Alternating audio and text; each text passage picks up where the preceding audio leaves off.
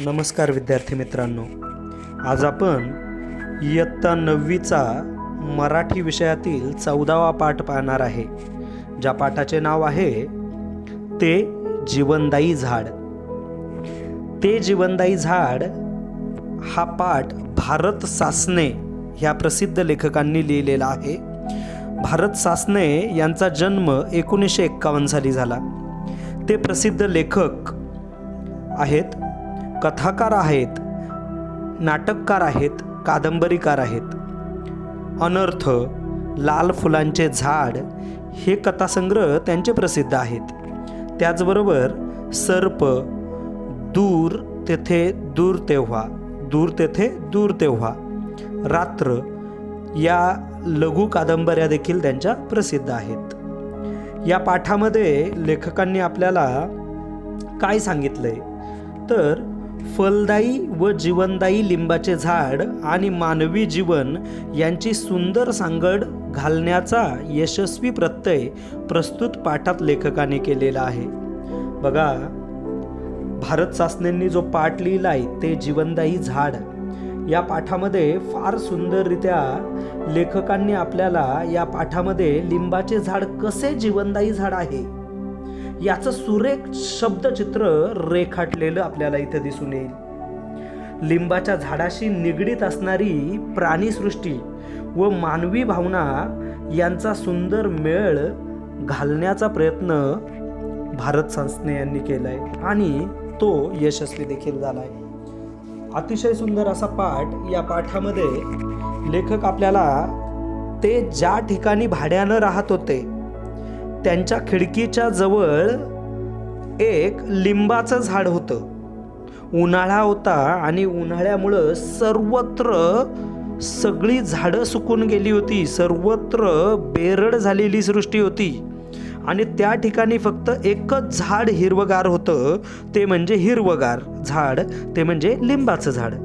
मग हे लिंबाचं झाड काय हिरवगार होतं आणि त्या झाडाकडं सगळे प्राणी, जीवसृष्टी, छोटे छोटे कीटक का अट्रॅक्ट होत होते याचं फार सुंदर पद्धतीनं वर्णन या पाठामध्ये लेखकांनी केलेलं आहे। तर पाहूयात भारत सासणे यांचा पाठ ते जीवनदायी झाड। चला तर पाहूयात पाठामध्ये लेखक काय म्हणतायत। मी राहत होतो त्या घराच्या मागं एक लिंबाचं झाड होतं। लिंब म्हणजे कडुलिंब नव्हे, आपण खातो ना त्या लिंबाचं झाड खिडकी लगतच होतं। ते काटेरी आणि लिंबांच्या फळांनी गच्च लगडलेलं असं, लसलशीत हिरवगार आणि चैतन्यमय। प्रदेश सगळा उन्हाचा होता। त्या भागात एकूणच उन्हाळा जास्त आसमंत तापून जाई। आसपासची जमीन तापून करपून तपकिरी पडलेली दिसे। जी काही झाडं आसपास होती ती मुलूल आणि काळपट हिरवी दिसत आणि पाणथळ तर परिसरात कुठंच नव्हती। सगळीकडं शुष्क कोरडी जमीन, घर सुद्धा तापून निघे। या सगळ्या पार्श्वभूमीवर ते झाड म्हणजे विलक्षण जीवनमय आणि जीवनदायी वाटे। बघा, लेखक इथं आपल्याला एका लिंबाच्या झाडाचं वर्णन करून सांगताना ते म्हणतात की मी एका ठिकाणी, एका गावामध्ये राहायला गेलेलो होतो आणि त्या गावात राहत असताना माझ्या खिडकीच्या लगतच एक लिंबाचं झाड होतं। लिंबाचं म्हणजे कडुलिंबाचं झाड नव्हतं ते, तर आपण जे जेवणामध्ये लिंबू पिळून खातो त्या लिंबाचं झाड, लिंबू सरबत आपण पितो त्या लिंबाचं झाड त्यांच्या खिडकीच्या लगतच होतं।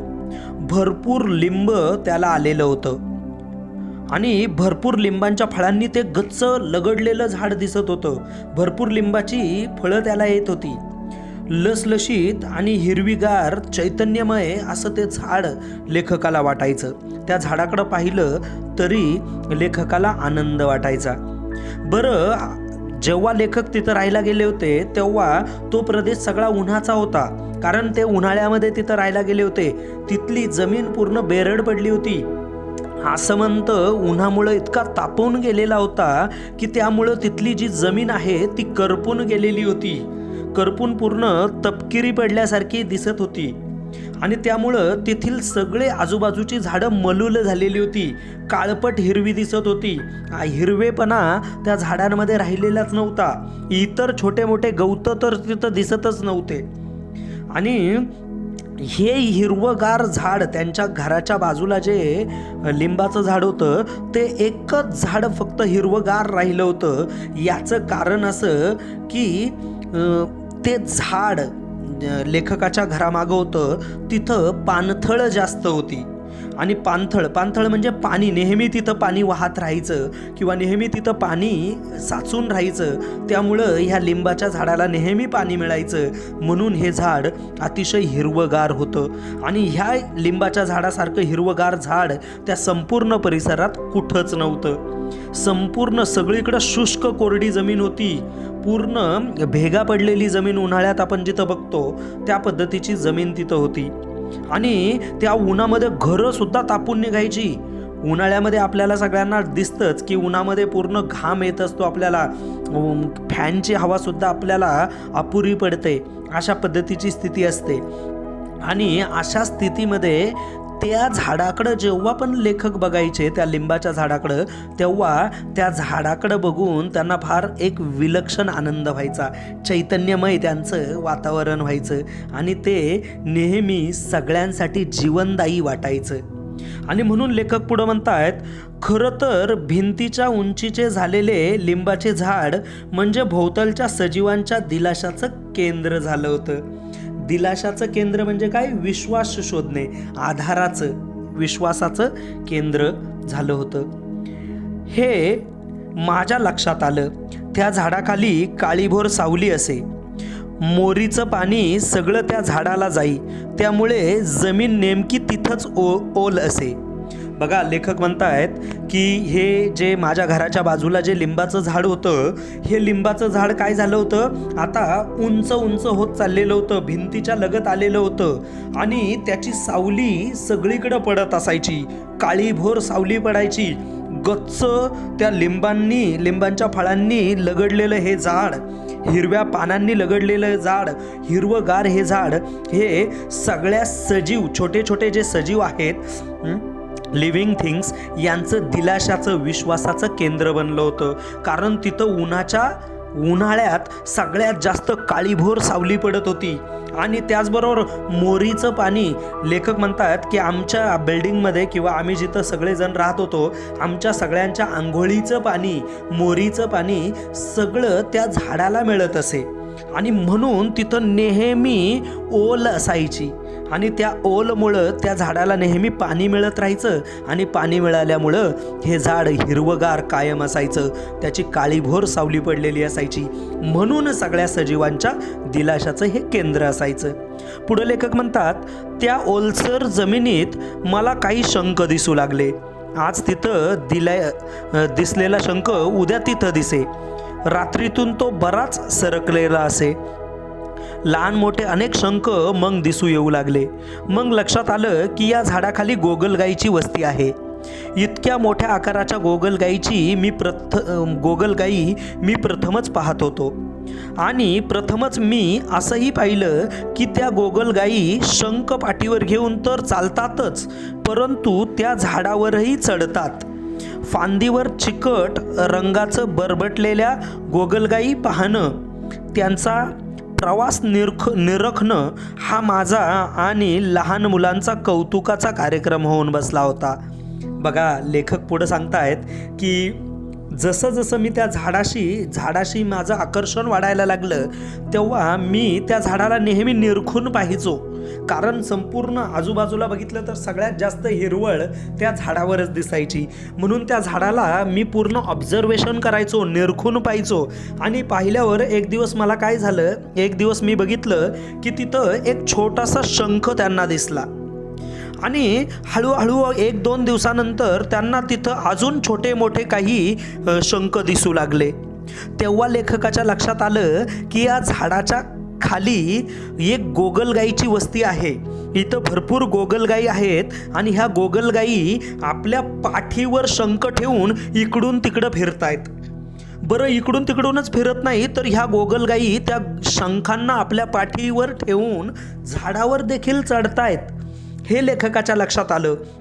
आणि त्या गोगलगाईंना शंख घेऊन त्या झाडावर चढण्याचं कौतुक पाहिला लेखक. आणि तिथे असलेली लहान मुलं नेहमी कौतुकाने हा कार्यक्रम पाहत असायचे की गोगलगाई कशा पद्धतीनं आपल्या शरीरातील काही चिकट स्त्राव खाली सोडतोय आणि हळूहळू तो वर त्या शंखाला पाठीवर घेऊन गोगलगाई झाडावर चढते. आणि ती चढत असताना मागं मात्र एक चिकट रंगानं बरबटलेली जी गोगलगाई आहे ती पाहणं लेखकाचं एक नित्य नियमाचं एक कार्यक्रमच होऊन गेला होता. तेथील लहान मुलं देखील हा कार्यक्रम पाहायला येत असे. लेखकाला ह्या गोगलगाई पाहणं आणि त्या झाडाला पाहणं हे खूप आवडायचं आणि म्हणून ते नेहमी त्या झाडापाशी येऊन त्या झाडाचं ऑब्झर्वेशन करत असत. पुढे लेखक लिहित आहेत, लवकरच एक पारव्यांची जोडी त्या गर्द हिरव्या आश्चर्यात दिलासा शोधू लागली. त्या जोडीनं काड्यांचं एक घरटं त्या लिंबाच्या काटेरी झाडात बांधायला सुरुवात केली. खिडकीतून किंवा दारातून हळूच पाहिलं की गुंजाच्या डोळ्यांची लुकलुकत्या नजरेची पारवी दृष्टीस पडे. भोवतालच्या रखरखीतून त्या जोडीनं एक थंड असा आश्रय शोधून काढला होता. माझा मुलगा तिथं वारंवार जाऊन पाही म्हणून मग ते जोडपं हळूहळू दिसेनासं झालं. बघा, लेखक पुढं म्हणतायत की पहिलं जेव्हा मी त्या झाडाला ऑब्झर्वेशन करत होतो तेव्हा ऑब्झर्वेशन करताना मी तिथं काही शंख पाहिले आणि त्यानंतर मला कळालं की गोगलगाई या शंखांना घेऊन इकडं तिकडं जाते, त्या झाडांवर चढते. त्यानंतर हळूहळू माझ्या ऑब्झर्वेशनमध्ये असं आलं, लेखक म्हणतायत की त्या झाडावर एक पारव्याची जोडी येऊन राही लागली. पारवे म्हणजे आजकाल आपण ज्यांना कबूतर म्हणतो ना, आपल्या पुण्यामध्ये मुंबईमध्ये भरपूर असतंय, चौपाटीला वगैरे भरपूर पारवे दिसतात, आपण त्यांना कबूतर म्हणतो, पण ॲक्च्युली ते पारवे आहेत. ते पारवे यांनी या उन्हापासून वाचण्यासाठी आपल्या दिलासाचं केंद्र शोधलं होतं, ते म्हणजे हे लिंबाचं झाड. आणि ह्या लिंबाच्या झाडावर हे जे जोडपं आहे ते जोडपं येऊन राहायला लागलं. आणि ह्या कडाक्याच्या उन्हामुळं त्यांना ह्या लिंबानं भरपूर साथ दिली आणि म्हणून ही डोळ्यांनी लुकलुकत असणारी नजरेची जी पारवी आहे ती पारवी नेहमी दृष्टीस पडावी म्हणून लेखक आणि लेखकांचा मुलगा नेहमी त्या झाडापाशी येई किंवा आपल्या खिडकीतून त्या पारव्यांकडे बघत असे. आणि त्यानंतर मग हळूहळू भोवतालच्या रखरखीतून त्या जोडीनं एक थंडगार असा आश्रय शोधून काढला होता असं लेखकाला वाटायचं की सगळीकडं उन्हाळा पडलाय, सगळीकडं ऊन आहे, रखरखीत ऊन आहे, त्या उन्हापासून वाचण्यासाठी ही पारवी इथं आलेली असावीत असं वाटायचं. पण त्या दोन पारव्यांकडे बघून, त्या दोन पक्ष्यांकडे बघून लेखक आणि त्यांच्या मुलाला खूप आनंद वाटायचा, खूप भारी वाटायचं. आणि म्हणून त्यांनी हळूहळू काय ते त्यांचा मुलगा आणि लेखक त्या पारव्यांना बघायला तिथंच जाऊन बसायचे. आणि म्हणून लेखक म्हणतायत की आम्ही तिथं यायचो आणि सारखं त्यांच्याकडे बघत बसायचो, त्यांच्या हालचालीकडं, म्हणून की काय, पण ह्या जोडपं हळूहळू दिसेनासं झालं. म्हणजे काही दिवसांनंतर हे जोडपानी परत दुसरा आश्रय शोधला असावा आणि दुसऱ्या झाडाकडं निघून गेले असावेत. पुढे लेखक लिहित आहेत, चिमण्या आणि इतर पक्षी यांनी ते झाड नेहमी गजबजलेलं असे. जणू गातं बहरतं संगीतमय झाड. तुरेदार बुलबुल आणि पोपट नेहमी तिथं दिसत. त्या सगळ्यांचं ते झाड म्हणजे एक केंद्र, एक आकर्षक, एक आश्वासनाचं, विश्वासाचं ठिकाण झालं होतं. कलकलाट आणि गजबजाट त्या झाडानं जणू अनेक पक्ष्यांना जगण्यासाठी नवं आश्वासक निमंत्रण दिलं होतं. ते आश्वासन कंठोकंठी दूरपर्यंत पोहोचून भोवतालच्या तप्त वातावरणातून अनेक पक्षी त्या एकमेव थंड झाडाकडं थव्याथव्यानं येत असल्याचं माझ्या लक्षात आलं. बघा, लेखक वर्णन करतायत की हे झाड सगळ्या प्राणीमात्रांसाठी, सगळ्या सजीवांसाठी जीवनदायी झाड झालं होतं.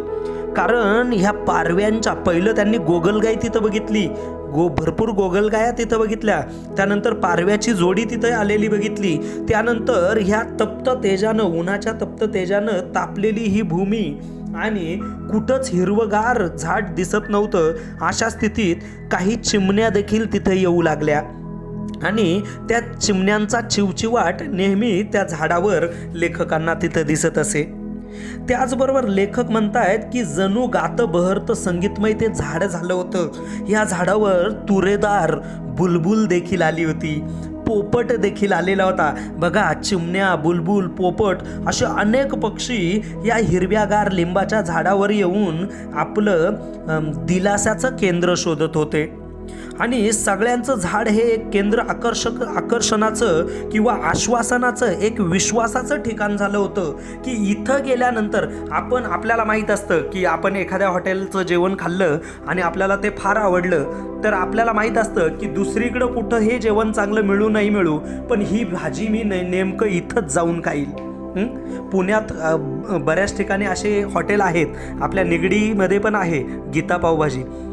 लोकांना खायचं असेल तर निगडीमधील गीता पावभाजीमध्येच पावभाजी खायला जातात. तर त्याच पद्धतीनं हे जे सगळे पक्षी होते, ह्या पक्ष्यांचं दिलाशाचं केंद्र, आश्वासन, विश्वास देणारं केंद्र.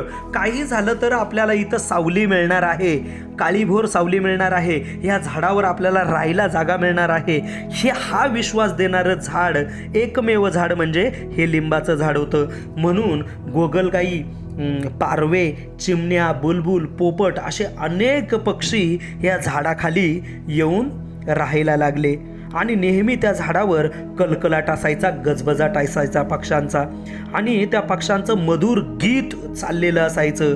एकदम सुंदर असं गीत ऐकू यावं त्या पद्धतीनं चिवचिवाट त्या पक्ष्यांचा असायचा. आणि म्हणून लेखक म्हणतायत की जणू काही हे झाड सुद्धा ह्या सगळ्या पक्ष्यांना एक आश्वासक निमंत्रण देत होतं की तुम्ही बिंदास या आणि मी झाड आहे, माझ्या अंगावर बसा आणि माझ्यावर विश्रांती घ्या, काळ्याभोर सावली तुम्ही घ्या. असं हे झाड एक आश्वासक निमंत्रण त्या सगळ्यांना देत होतं आणि हे आश्वासन कंठोकटी दूरपर्यंत पोहोचायला लागलं होतं. आजूबाजूचे जेवढे पक्षी होते सगळेच्या सगळे पक्षी थव्यानं आराम करण्यासाठी, उन्हाच्या पारग्यामध्ये आराम करण्यासाठी, सावली मिळवण्यासाठी ह्या लिंबाच्या झाडावर येऊन सगळे बसायला लागले, चिवचिवाट करत असायचे आणि खूप थंड थंड अशा वातावरणात येऊन ते विसावा घेत असे. हे सगळं लेखकाच्या लक्षात येऊ लागलं. विद्यार्थी मित्रांनो, हा पाठ आपण 2 विभागात शिकूयात. धन्यवाद.